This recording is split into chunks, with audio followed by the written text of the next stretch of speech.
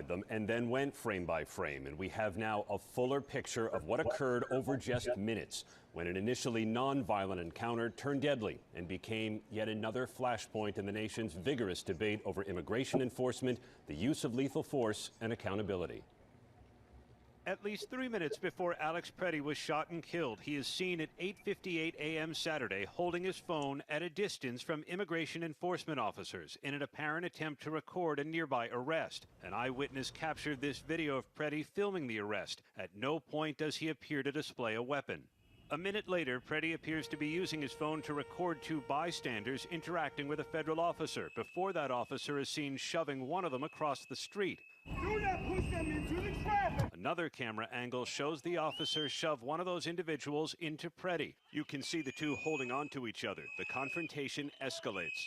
Both of Pretti's hands are visible. One holds the phone, the other he held up seemingly to protect himself from pepper spray. Whoa! Pretti is seen being pepper sprayed. 3 officers grapple with him until he's taken down and held on the frozen pavement. Another group of officers then surrounds him. At 9:01, the federal officer in a gray jacket emerges from the scrum with a gun that appears to match the one Pretti had a permit to carry. Almost simultaneously, the first shot is fired. Officers step back. Within 5 seconds, 9 more shots, and soon after, the officer is heard. Pretti died at the scene. Now, almost immediately, the Trump administration declared the shooting justified. Homeland Security Secretary Kristi Noem said Pretti assaulted officers and intended to kill law enforcement. That's despite an eyewitness account filed under oath, Robin, contradicting the secretary's version. And our own eyes seeing it for ourselves as well. And before any investigation. Yeah, right. What are the guidelines for deadly force, using deadly force? The Department of Homeland Security does have its own policy saying a federal officer should only use deadly force when there's a reasonable belief of an imminent threat and should stop firing once that threat is neutralized. Even gripping or displaying a firearm is not enough, according to the DHS policy, to... Hey, welcome guys, welcome.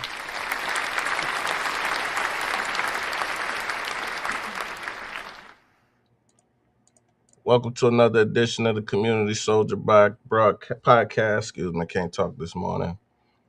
It's just a lot going on today, man.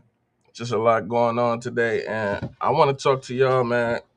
It's going to be a different type of episode, definitely more personal, and we really just want to talk to y'all and get y'all feelings on what's going on today, right?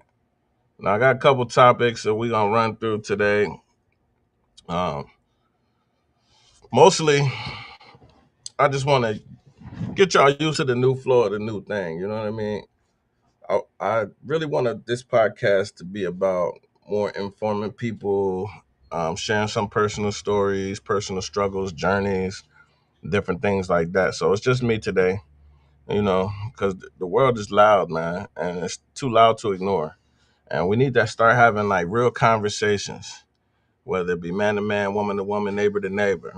You know, people are getting tired, tired of being ignored. They're tired of being priced out. They're tired of being policed by mass agents. And we're tired of burying our kids. Like, there's a lot of issues that we have in our society that if we don't start talking about, we don't start addressing head on, then we're just going to continue to see things get worse, right? So today we got to think about when protect and serve looks like a war zone, who are we actually protecting? That's the thing I want to know. Like when it looks like a war zone, who are we actually protecting? Because that's all I see right now is that it looks like a huge war zone right now in our country. I never would have thought that I'd see the day like where we witness continually people getting gunned down in the street. Like, I never thought that I'd see a day in our society that we would come to that, like where this has become a regular occurrence of us seeing people gunned down physically, like in the street. Like it's to the point where people have become desensitized to the violence. Like and I think like a lot of things play a factor into it, of course, like our movies, video game culture, a lot of things play a factor into that, where we have been conditioned to seeing death and being acceptable with seeing death. Like I remember at a time back in the day, like you had to do something like extreme to be able to see death, to see somebody die. Like it was an extreme thing. They had movies and things that came out like on the dark internet back then, Faces of Death. You know, you had to look extremely hard on the internet to be able to find that, because that wasn't something that was just always shown to people. Like now it's become such a regular thing to see somebody die. Like it's you wonder what it does to your mental health, to your mental health. That's what I'm getting at, really. Like, what does that do to the mental health? Now, everybody's seen this last shooting where they unalived Mr. Alex Pretti. He's a 37-year-old VA ICU trauma nurse. The irony in that is a man who spent his life saving veterans at the VA was gunned down by federal agents trying to help a woman at a protest. As a veteran, right? I think about, this was a man who was serving his community, right? Just like me, just like any other man that takes an oath, right? And this is a man who chose to dedicate his life to helping our veterans, right? Go through their traumas, which is a lot of their surgeries, right? They trauma surgeries. He was a trauma surgeon, trauma nurse. So he spent his life dedicating to helping people. And what we saw in that video was an instance where he basically saw a woman that needed some help, and he was trying to help that woman. You know, Robin, we we know took what multiple happens after that. videos, verified them, and then went frame by frame. And we have now a fuller picture But as of you what can see, he occurred trying to over help just this woman minutes when an initially who was being nonviolent attacked. encounter turned deadly. She's It a became U.S. yet citizen, another flashpoint in the nation's vigorous and no debate matter over what we immigration believe as enforcement, far as like use these of lethal protesters, force, whether and they have the accountability. right to At least 3 minutes before Alex Pretti was shot and do killed, he whatever is they seen do, at right? Regardless of how we feel, right? Me being a veteran, I feel like one of the reasons that I fought was so that we can have freedom in this country, right? I should be free enough to be able to say whatever I want to say. I should be free enough to do whatever I want to do as long as it's not infringing upon somebody else's freedom, somebody else's comfort, right? Somebody else's safety. I'm witnessing a time now where everything is being politicized, and I'm watching slowly rights that we had being taken away. I don't care what you believe in. I don't care what you do as a person. I fought in this country so that you can do whatever it is that you want to do, so that you could be whatever it is you want to be. If you want to walk around in a chicken suit, you can walk around in the chicken suit, because that's what we fought for. That's one of the most beautiful things about our country, is that it was created upon this principle that you got the freedom to do whatever you want to do. I want to wake up and I want to wear black glasses with the Scully. I could do that. You know, I got the freedom to do that. And that's what we fought for. And that's what this country was built upon, was having that freedom of choice, having that freedom of expression. If I want to say F you, I should be able to say that, and not be uh have my that ability taken away from me. You know what I'm saying? So is it wrong for somebody to show up at a protest while somebody trying to do their job? You got that right to. That's how I feel. As Americans, you should have that right to do what the F you want to do, as long as you're not infringing upon somebody else's rights or their safety. That's just a fact. Now, they showing that they coming with the smoke, right? They showing that they not. See, it used to be a time in this country where you would have thought that they wouldn't go to this level of violence, especially against another Caucasian person, because we've never seen that before. We're living in the times we've never seen this before. People ask why there aren't any black men showing up to a lot of these rallies, to these protests. I tell people all the time, black men aren't showing up because, for one, we spent years, historically speaking, we spent years, generations, fighting these fights for freedom, right? Fighting these fights for equal rights, right? And where has it gotten us, right? That's where a lot of us feel like. Where has it gotten us? We have the ability to do what we want to do now, yes, but at the same time, the more rights we were given, the more things they took away, right? And they've taken away a lot from the black man. We don't have nothing now. A lot of us, we have nothing now. They've stripped away our dignity. They've stripped away our education. They've stripped away our abilities to financially provide for our children. They've stripped away our ability to even have a voice, right? So a lot of us are sitting back and we just watching, and they mad because they like, why y'all not out here supporting? Why y'all not out here helping pushing the movement? Because look, we seen what happened when we go out there. We seen what happened. We watched the Martin Luther King days. We seen what happened to Malcolm X. We seen what happened to all of those brothers, right? We seen what happened to the Black Panther Party. We seen all of that. We witnessed it. And we always thought that they were not willing to do that to y'all. That's one of the things that we always assume. Like, they are not going to perpetuate that same violence against other white Americans. They will not do it. But we in a different day and age. They show they ready for the smoke now. Now they are doing whatever, and nobody is safe now. That's the sad reality of what we're seeing today. Because when you can take an American life 58 a.m. so Saturday, easily, holding his phone at a distance from immigration enforcement officers in an apparent attempt to record a nearby arrest. An eyewitness captured this video of Pretti filming the arrest. At no point does he appear to display a weapon. A minute later, Pretti appears to be using his phone to record this one of the fall. bystanders interacting with a federal officer before that officer is seen shoving one of them across the street.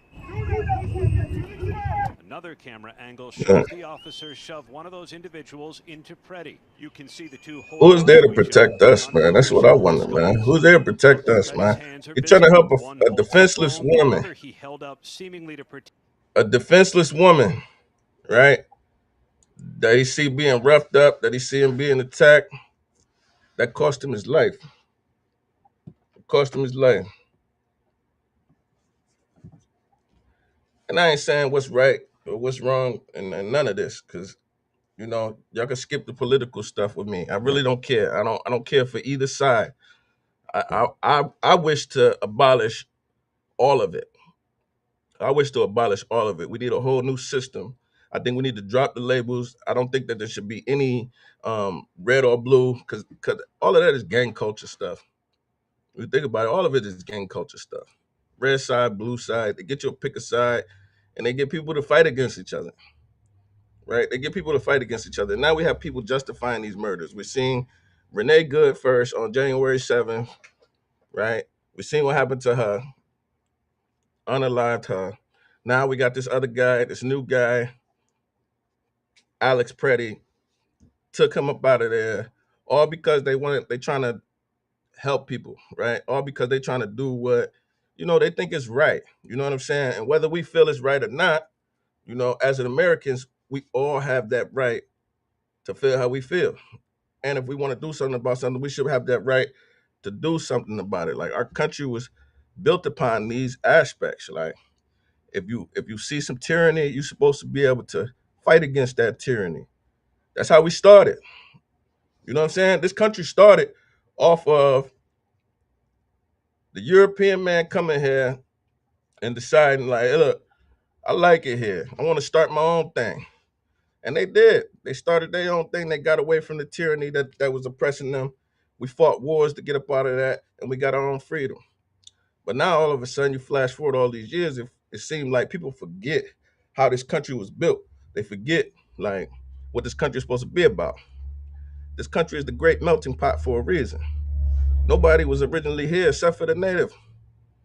Nobody was originally here except for the native. And y'all know what we do to them.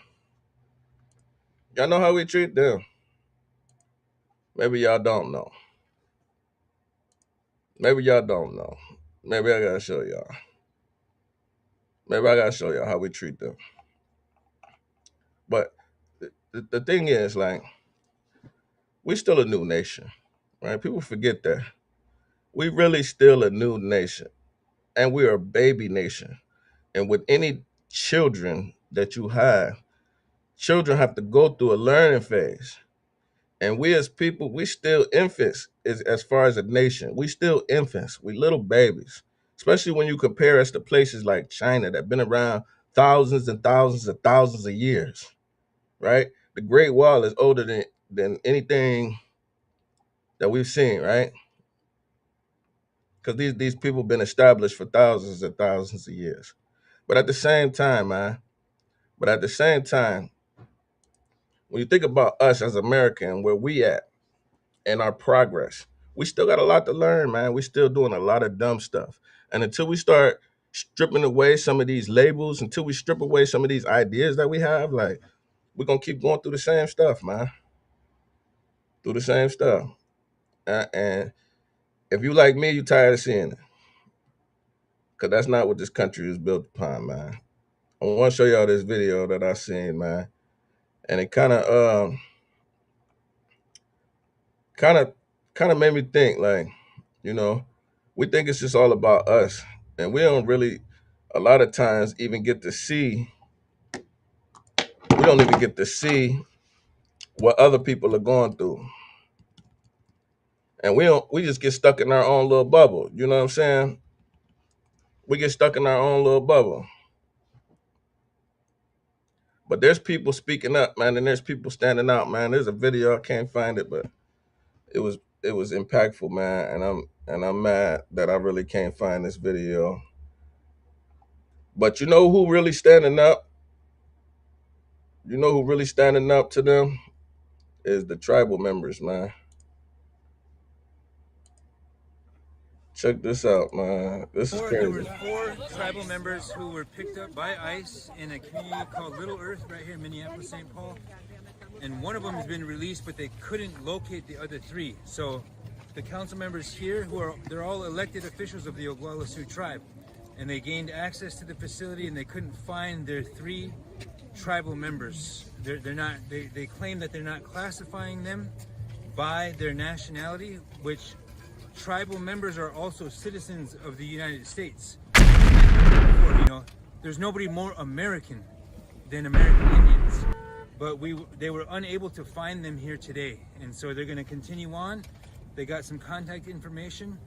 They love the fact that you're here, that everybody's here, and they're going to be giving out tribal IDs to their tribal members who are in Minneapolis, St. Paul, at the American Indian Center down on Franklin Avenue. First of all, look at the irony of this, man. How you gonna try to detain a Native American? You know what I'm saying? And then it's the thing that they doing. Lots of U.S. citizens and people with valid identification are getting caught up in the Trump administration's crackdown on illegal immigration.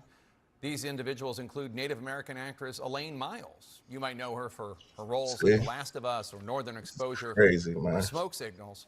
Elaine Miles says ICE agents approached her last month near a bus stop in Redmond, Washington, asking her for her ID. When Elaine Miles gave them her tribal ID, which is federally recognized, she says one of the ICE agents called it fake. Joining us now is Elaine Miles and Darren Thompson from Sacred Defense Fund, a Native-led nonprofit which helps advocate for Native rights and representation. Elaine, I'm so sorry this happened to you. What happened after he called your ID fake?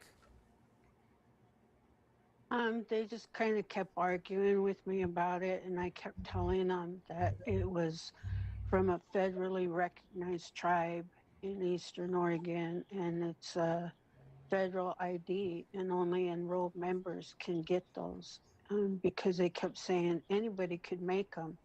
And I was like, that's not fake, it's a real ID. Certainly ironic. You know, that's crazy, man. You know, this is what our country has come down to. You know what I'm saying? People whose land was stolen from them, they being told that they got to show ID that they belong. Like, that's crazy. That's crazy. And you think about, like, everything that's happening in today, right? In today's world, everything that we're seeing, right? Everything you look at, all combined, right? Everything that we're seeing, it's terrible. We're in the terrible times, man. We're in the terrible times, man. And I gotta show y'all this one more video, man. There's one more video I gotta show y'all because this is crazy. Now, when y'all look at this video, judge it how you want it to, but you'll see, man. You'll see, man. They didn't.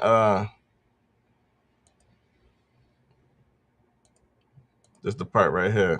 Agent right there who appears to be removing a gun. This is very critical to remember. So That piece of understand, right they there beating this man down. They snatched the gun from him because it was on his hip. He never pulled it out. He never whipped it out or nothing. Just video. We have to look at it. There will be a lot of they questions. pull it out. That's the reason The people dude in the gray that says he pulls out the gun, he yells gun, gun, gun. As soon as he yelled gun, gun, gun, they do what all officers is trained to do when they hear gun, gun, gun. They start firing. They unload 9 shots into this dude, point blank range. Meanwhile, the gun was never on him. They had already had possession of the gun.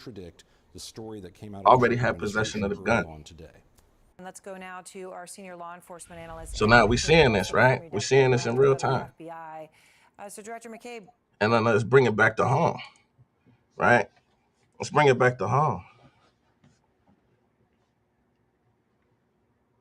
We just seen a 16-year-old boy lost his life here locally, right? Another 13-year-old is arrested. Look at the state of violence that we're living in today. When the people at the very top show zero life, like zero value for life, how can we expect our youth to see any differently? Like if the people that they supposed to look to at the top, the very top, show no value for life, no care for life, how can we expect them to have a value for life? How can we expect them to care about a life if they can constantly witness life being taken from this earth like it's nothing, right? Like it's nothing. We have no care for life anymore, right? Like no matter what you believe in or what side of the aisle you fall on, I could care less because I don't prescribe to none of them. I think we need to drop all these labels. All of them got to go because it just makes people part of a gang. Either way you look at it, like you either one gang or you other gang, red or blue. Which one is you? I ain't with either one, so it's easy for me to look at this from the outside looking in and see the wrong in everything. I see the wrong in everything. And right now I get tired of waking up and seeing videos like this. I get tired of hearing news like the young man losing his life. I get tired of that. And the whole time, we being told this lie basically that we safe, that people care about us, that people focusing on our issues. They showing you in real time that they don't. And that's the next point where I'm getting to. That's why I put the money up on the background. We're tired of being broke. People are tired of this, man. People are tired of being broke. And I know this because I'm watching people all over the world, man, and they complaining about the same things. And they finding out the hard way. They finding out the hard way that they being lied to by these politicians. They being lied to by the people that control the world, the people that hold the strings. People think that I got money because they see how I be moving. And I'm like, bro, if you really just come into my life, you'll see how much I struggle, how much I have to work, how hard I have to work to supply for the children that I have, for the mistakes that I made. I have to work 10 times harder than anybody else because I'm so far behind. Going to prison, you know what it's like to go to prison and lose 2.5 years of your life? And before that, I was in jail for 365 days before that. So basically 3.5 years I was gone off the street. no income being made, no progress being made to the future. So I come home, I have to work 20 hours every day, up at 4 or 5 o'clock in the morning, trying to figure out the next move, trying to figure out the next plan, looking, researching, finding things. I get tired. I'm tired of working like that, man. I'm tired of working like that. I'm to the point now where I don't want to work like that, right? But I'm feeling like I have to. And that's how everybody else is. Everybody else is feeling that same strain. Like you staying stuck at a job that you really don't like, you really don't care for, but you're doing it because you know you got to pay this mortgage, you got to pay this rent. Everything is going up. So no matter what you do, it's not the right thing. No matter what you do, it's not the right thing. Because they have now built us in a society, they've created us, put us in a box now where we have to rely 100% on them for everything. For everything. They're making cars now.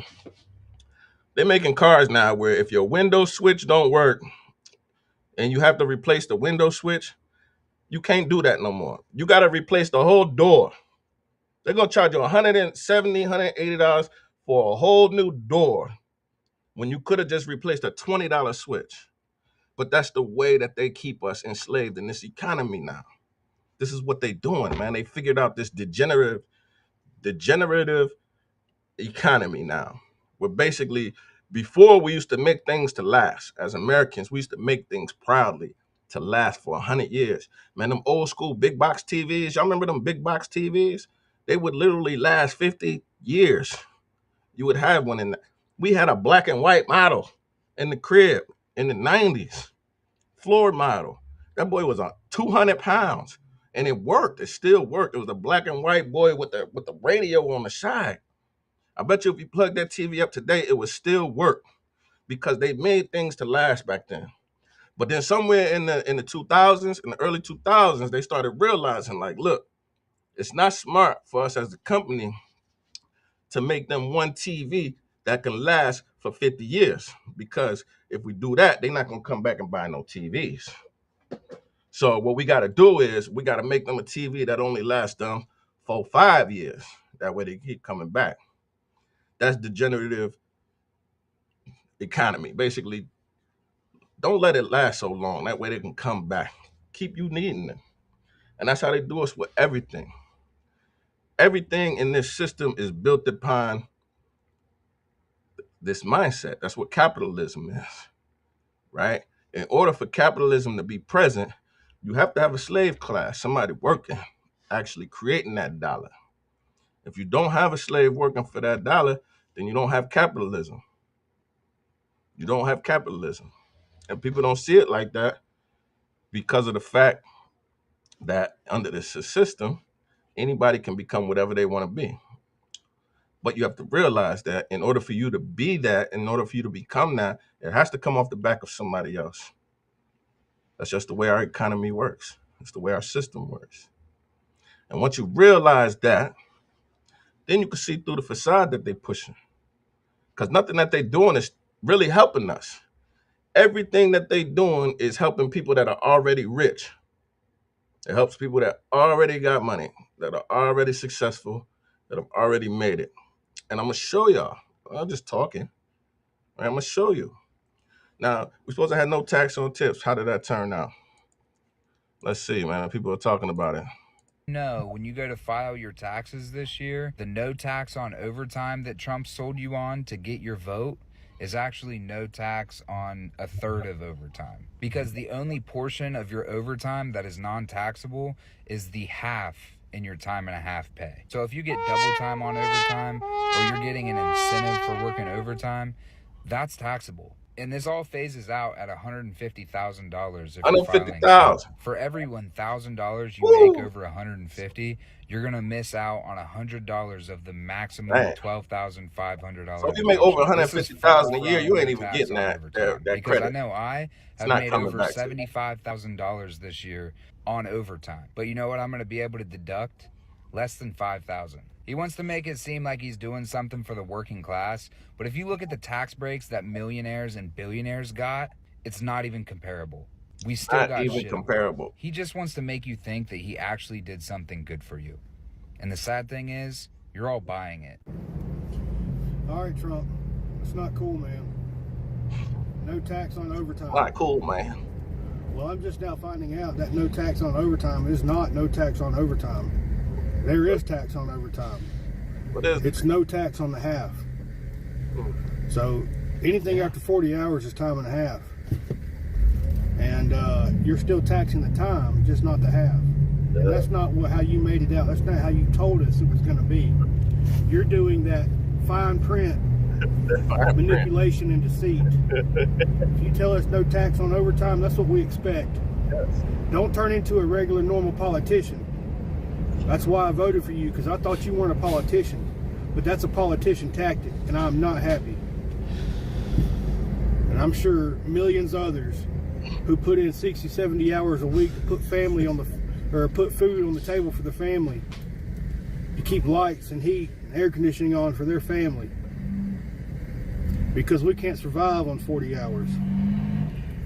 Hard way. Just here go another one though. This one is funny.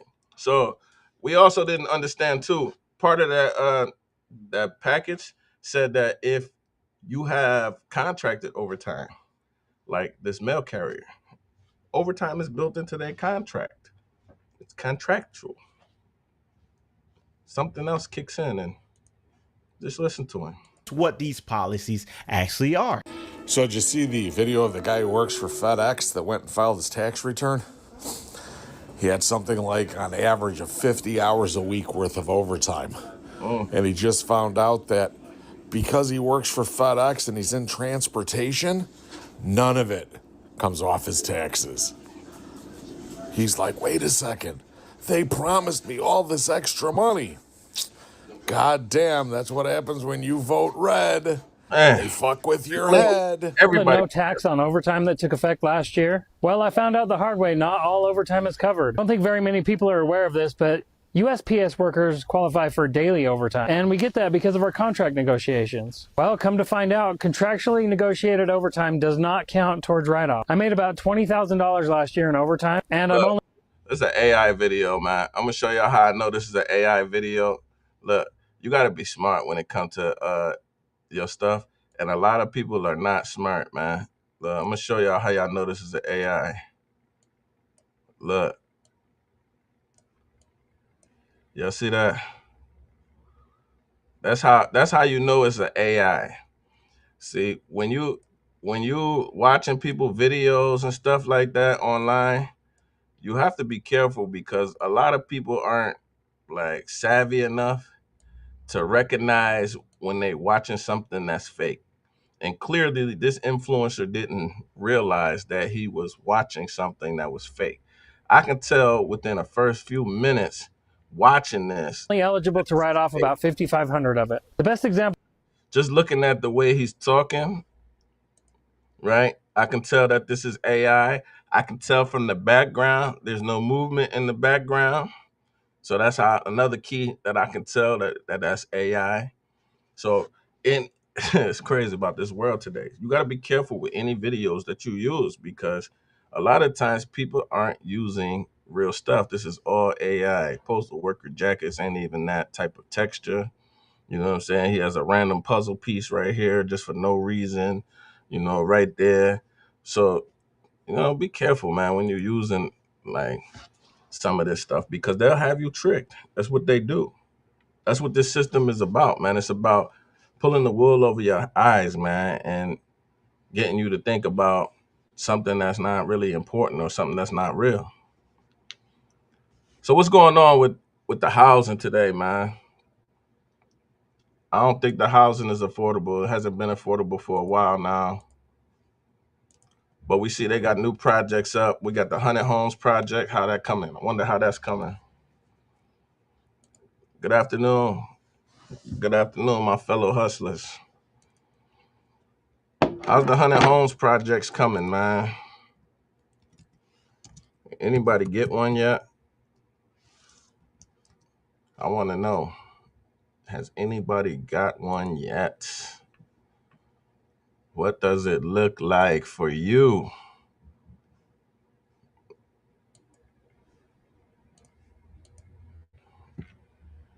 Do y'all know the process to sign up for one?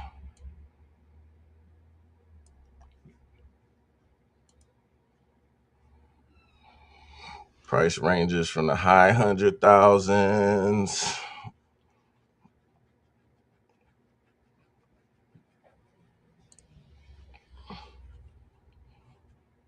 Three bedrooms, 1.5 bath, 1,200 square feet. So Norfolk Homes is proud to be a primary builder in the 100 Homes program. The City of Jackson 100 Homes program aims to construct 100 new houses in Jackson, utilizing vacant city-owned residential lots. All homes will be sold to qualified buyers earning 120% of the area median income, also known as the AMI. 120% of the AMI. Crazy. What is the 100%? What is the AMI for Jackson? Anybody know? Comment if you know, man. What's the AMI for Jackson?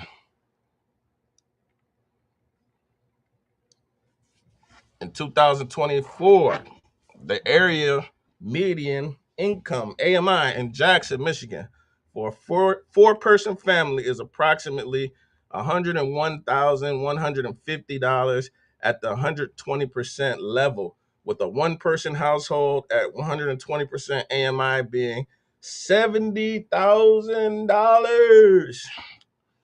Woo! $70,000. Woo! Who making 70? I don't know. Make it on 70. You make it 70.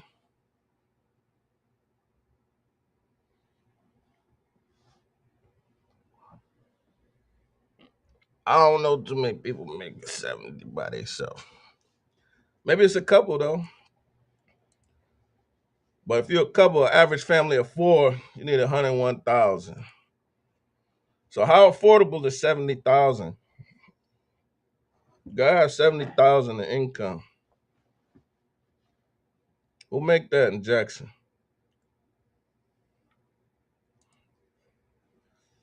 The average median income for a single person household in Michigan is $37,185. 37,000. So my question is, what do these people do that can't afford this? That's my question. What do people do that can't afford this?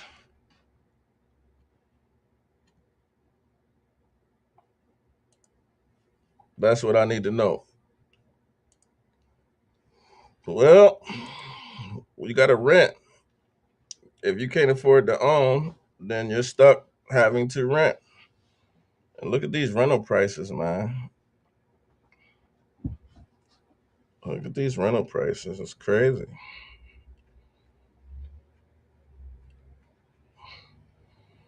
No, $1,300 a month for a manufactured home. It's crazy. It's crazy. Apartment on Wilkins, man. Wilkins, that used to be $750, $850 all day. That's $1,250 now. That's a $1,250 get you now. Basic. They used to be $750, $850 all day. That's $1,250 now. That's what $1,250 get you. So the average person making less than $37,000 a year. Rent going up. Car payments going up. We're struggling more than ever. More than ever. When I was young, I remember my grandfather used to tell us all the time, like, man, y'all kids lucky. You know what I'm saying? Y'all making money. We wasn't making no money like that. He told me his check in the military was like $300-$400 was his check in the military. And I was like, damn, how you able to buy a home and do all this stuff off that little bit of check? My granddad told me, man, back in the day, used to give bread was like 10 cents. It was like 30 cents for milk. You know, White Castle, when White Castle came out, them burgers was only 10 cents.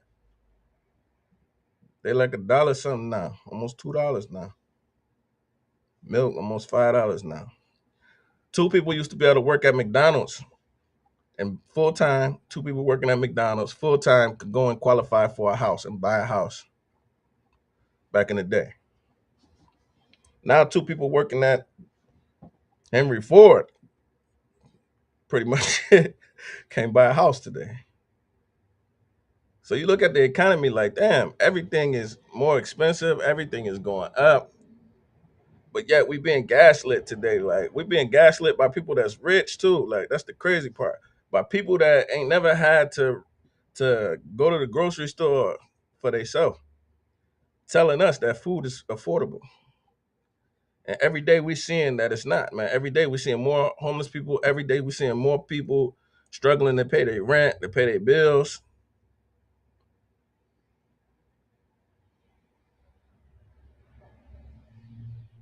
So the reality check is people are working full time and they still can't qualify for these homes, man. 1 in 10 Michiganders saying housing is their number one issue. Housing is the number one issue. But yet, nobody is working on this issue. Nobody is fighting for this issue. Nobody is saying something. Like, we got more people right now that are living in their cars, sleeping in their cars. As cold as it is outside right now, we got more people sleeping in their cars in tents than I ever seen before in this time. Why is that? It's because we allow people, greedy people, man, capitalist people, man, to come in and take over, man. They took over everything. They took over everything. Now they own everything. They rent everything. And let's look at the qualifications, right, that it take for you to get something nowadays, right? We got $50 application fee. That's usually per adult. That's usually per adult. So every kid 18 and up, y'all gotta pay the $50. This is where they get you though, right here.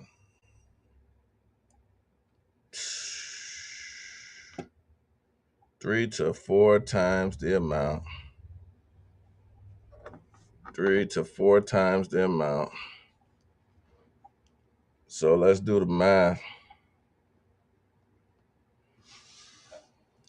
So for a crib like this, somebody got to show they make $22.50 a month. $22.50 a month, which ain't bad. You know what I'm saying? But $27,000 for the year. But that's a 1-bedroom. So how many single people can afford that? Can show that they make that much? It used to be somebody that's on disability could probably rent this house, right? It may probably make $850 a month on disability. That's how it used to be. But now somebody on disability wouldn't be able to even qualify to rent this room, this apartment.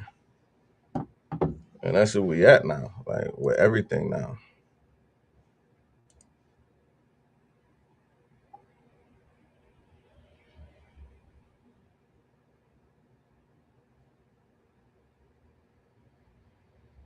They do. That's the other part that get people.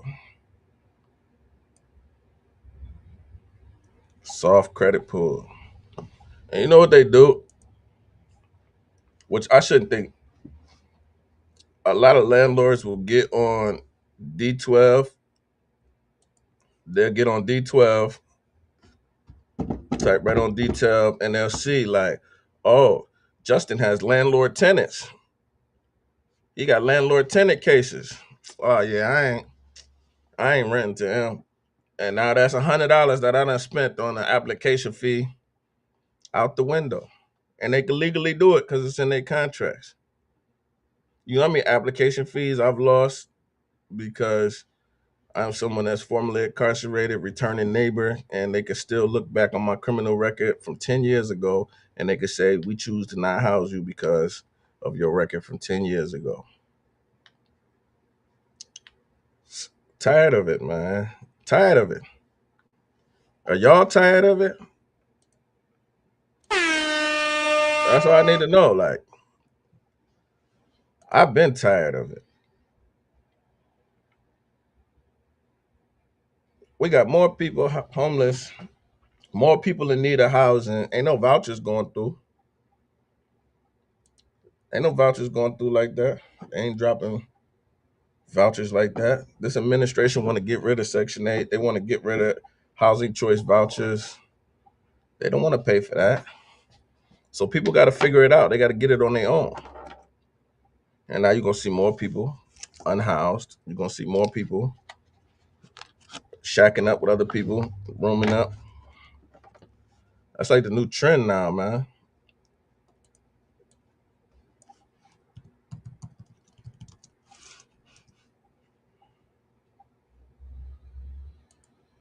Look, more than ever. Look at this.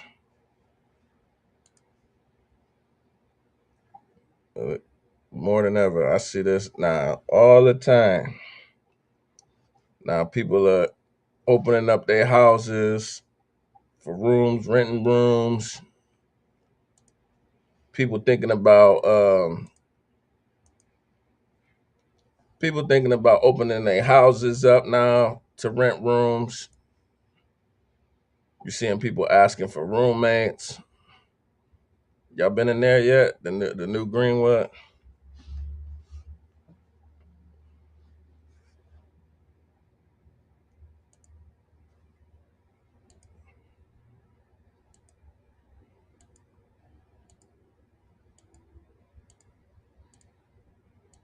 This is supposed to be one of their answers to help fight, some of the issues with low income housing. But it's still, one bedroom is $828. One bedroom is at $828. Most of the people that need housing, they on disability. They on disability. And you know what you get on disability? You get 962. You get 962 minimum. So that really don't help them. Some guys that don't get disability, you got a lot of guys that's walking around here mentally ill, but they still capable of living on their own. So they're able to work side jobs and they're able to, make a living for themselves, hustling in the streets, how they do. And those guys, man, they was able to be self-sufficient because they was always able to find them an apartment somewhere on 1st, 2nd, 3rd, Biddle Street somewhere, maybe Chittock somewhere around $450, $500 a month. Now those options don't exist. And now we have to have them pay $800 a month. So you're seeing more people now deciding to like, yo, skip that. I'll rent a room.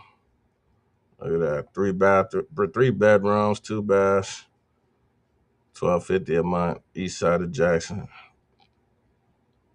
People looking at 2 rooms available, $600 for both.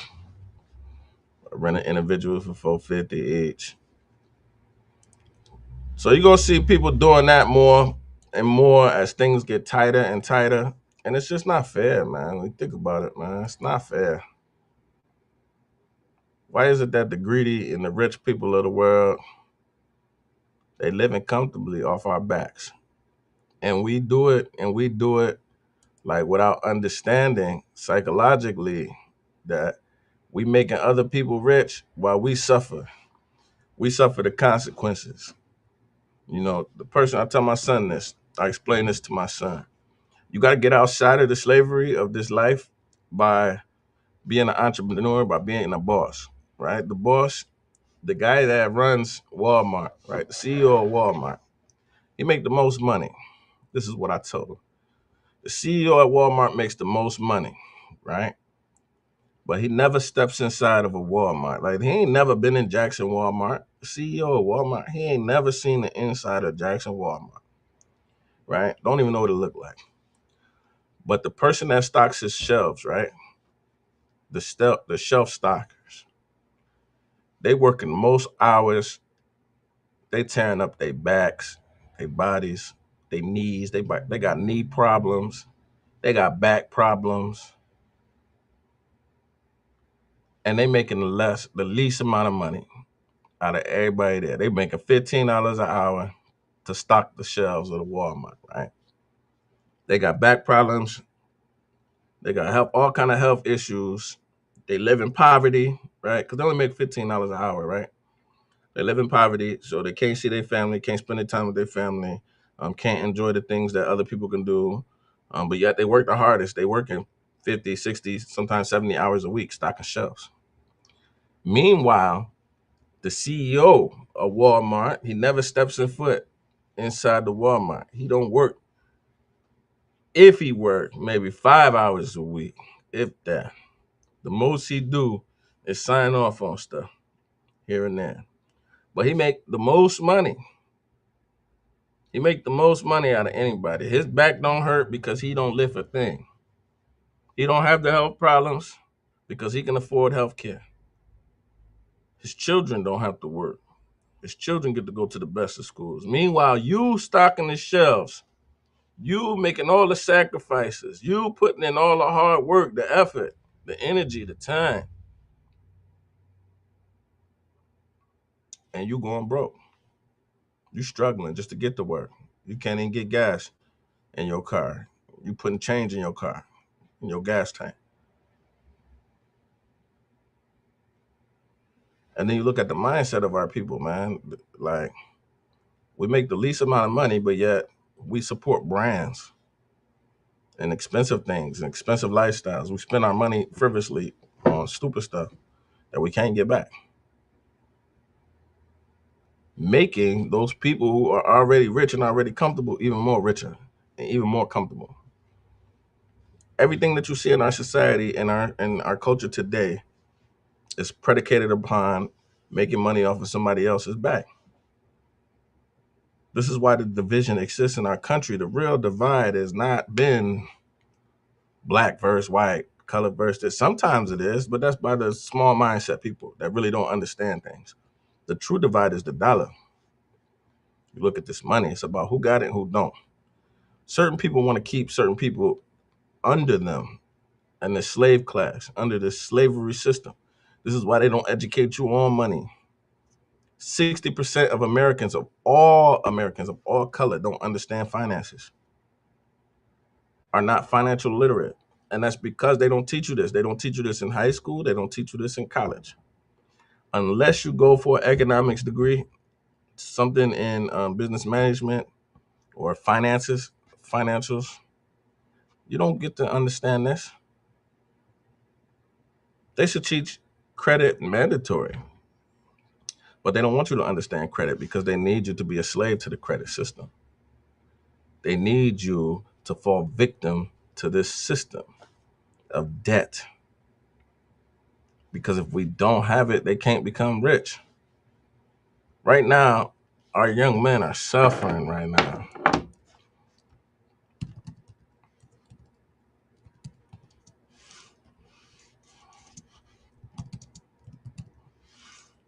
Our young men are suffering right now. And it's because of one thing.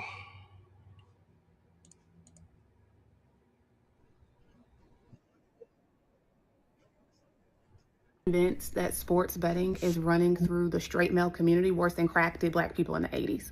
Yep. It's bad out here. I had no idea that the online gambling, the FanDuel, the DraftKings was running y'all's pockets that way. I had no idea. Y'all are down bad. I mean, you had a quarter of men under the age of 30 engage in sports gambling. Parlays, the dumbest bet I've ever heard in my life. A parlay, you need multiple things to be true to win your bet. What? Are y'all all suckers? We are. All right, bet it all on black. Buckle up. Are we all suckers? Yes, we are. and we're addicted to it, right? More people, more young men than there ever has been in the history of life are now taking themselves off the board because was of so it. low, but it was still to the bank, take out a loan, and put that bitch on a parlay. At this point in my fucking life, bro, I'm probably thinking about doing it. I ain't gonna lie to you, bro, gang, it don't even sound like a bad idea, bro, if you really think about it. If you really... What? Yes, it's a bad idea. Take out a loan to put it on a parlay. This is where we at, man. This is what they broke. This is what they've reduced us down to, man. Come on, man. We got to wake up, man. This is what they reduced us down to. So a lot of our males now are spending all their energies on a wish because we know, like, working all day for somebody, it's not going to get us there. It's not going to cut it. You know, going to school for more debt, that's not going to cut it, right? We can go start over. We got to go do a trade. But that's still, we got to work hard to go get that. And a lot of this Gen Z, they don't want that, man. They don't want to put that work in, that time, that energy to grind to get it because they feel like, dang, is it really worth it in the end? Yes, it is, man. It is worth it in the end.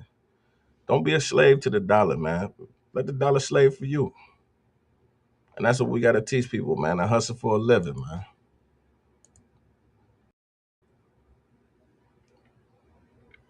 Yeah, we had the Patriots versus the Broncos. Did y'all watch it? It was a fire game, man. Fire game, but I'm excited for the Super Bowl, man. I'm just ready for it to come and be done with. Let's get it over with.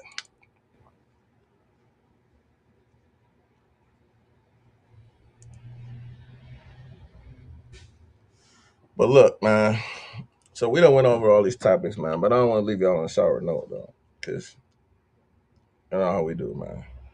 The original idea of going through all of this was just to rile people up a little bit, to get you to think about, like, think outside the box for a little bit. With all this stuff that's really going on, like all the stuff that's happening in the world today, like, we can either make two decisions. We can decide to let it tear us up, let it eat us up, or we can decide that we tired of it and we're gonna start doing something different. Like, I'm tired of waking up and seeing deaths on TV. I'm tired of waking up and seeing people laying in the street. Tired of seeing our kids destroy themselves to gang violence, senseless gang violence. I'm tired of seeing mothers not being able to afford their groceries. So this is the call to action. We got to step up. We got to do something. We have to be more proactive as people, man, and we have to bring back the love, man. That's at the end of the day, like, we gotta bring back the love. That's all we asking. Like, there was a video that I shared the other day on my page, and it was of one of the Native Americans from the videos that I was telling y'all about. And he was speaking about how he wasn't even supposed to be at these rallies doing the stuff that he was doing, but he realized one thing, that people were traumatized, especially in his community. And because of that trauma, a lot of our children are growing up without the love. They're growing up without the love. And we have to be proactive.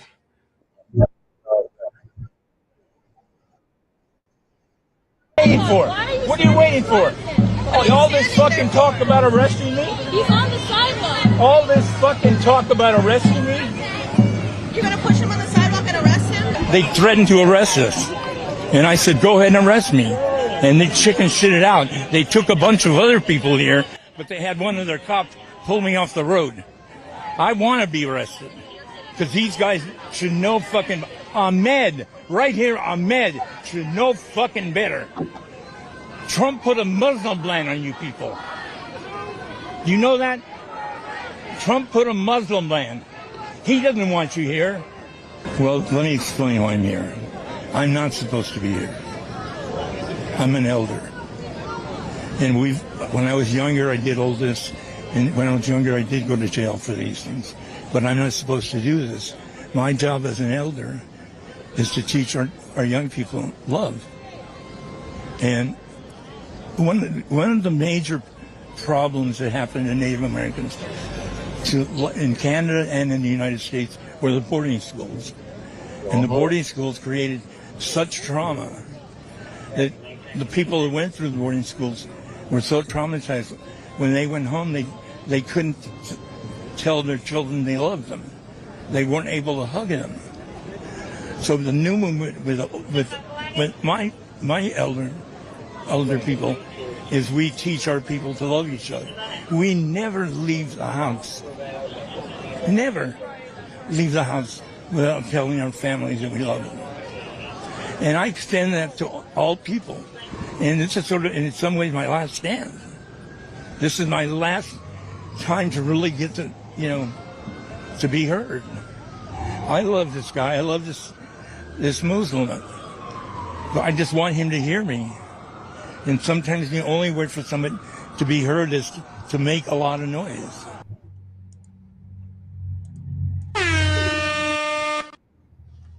I hear you, brother. And we do need to bring back the love. We need to bring back telling children that we love them. We need to bring back telling children that we hear them, that we see them, that we support them. We need to tell our fellow brothers, our fellow sisters, our fellow men that we love them, that we see them, that we support them, and we appreciate them. I don't care what you is. I don't care about the label that we put on you, that society labels you, gay, straight, black, white, Muslim, Christian. I don't care. You're a person. You're a person first. And you matter. All of us matter. We have to get back to love, man. We got to get back to loving people and showing people that there's something to live for, that we all have a right to be here, that we all have a message and a purpose for life, because we deserve that, man. We deserve that. And our children deserve more, man. Which I want to leave with another video that kind of touched my heart the other day. And I shared it, and I didn't get that much response on it. And that's okay. But I want y'all to see this video, man, because it got me. Step forward if you want to be like your father.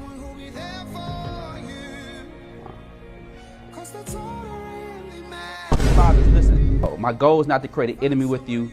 The enemy is already here. The enemy's job is to kill, steal, and destroy. And what he does is it causes you to use, he's using your seed and your legacy to do that. These are your sons.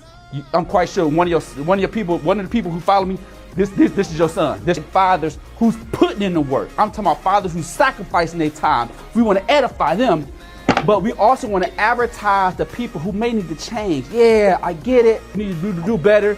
But in order to change, you got to feel that.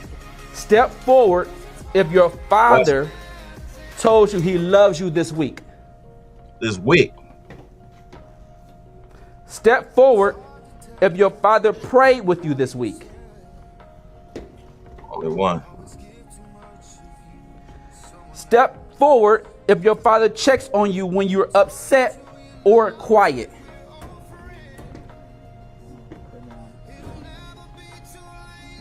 Step forward if your father models how a man should treat a woman.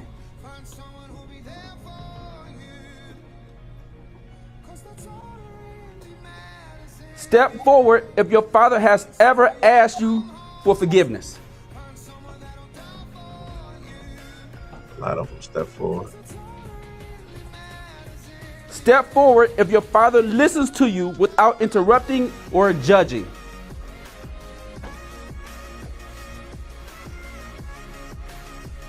Step forward if your father is someone you feel safe going to with a problem.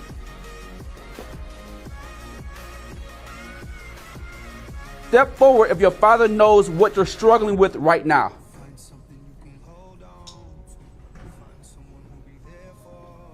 Step forward if your father celebrates your wins, big or small. Step forward if your father has taught you how to handle your anger the right way. The reason why the street guys is the street guys, and they shooting and killing and robbing because they want people to feel what they feel. A lot of guys don't know how to express what they feel because they have no example of vis-a-vis templates. I'm not trying to spar with you and create an enemy. The enemy's already here. He's using your kids. He's using your legacy. That's your kid. That's your legacy. That's you.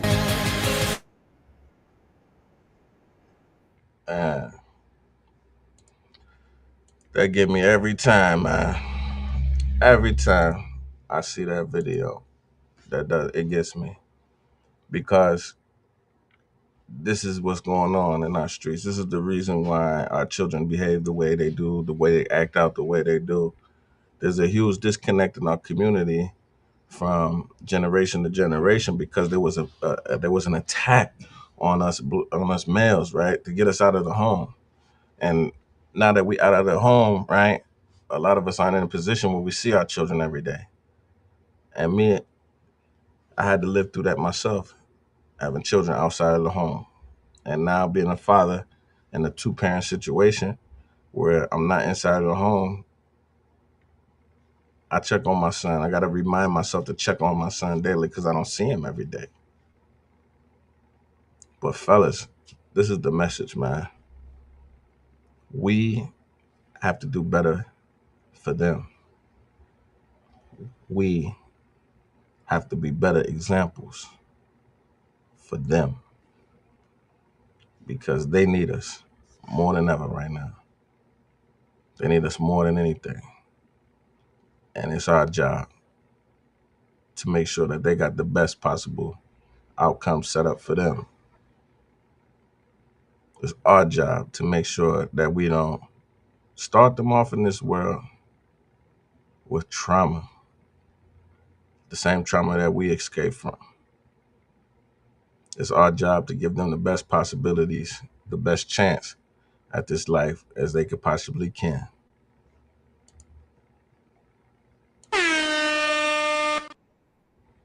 Thanks for tuning in to another edition of the Community Soldier Podcast.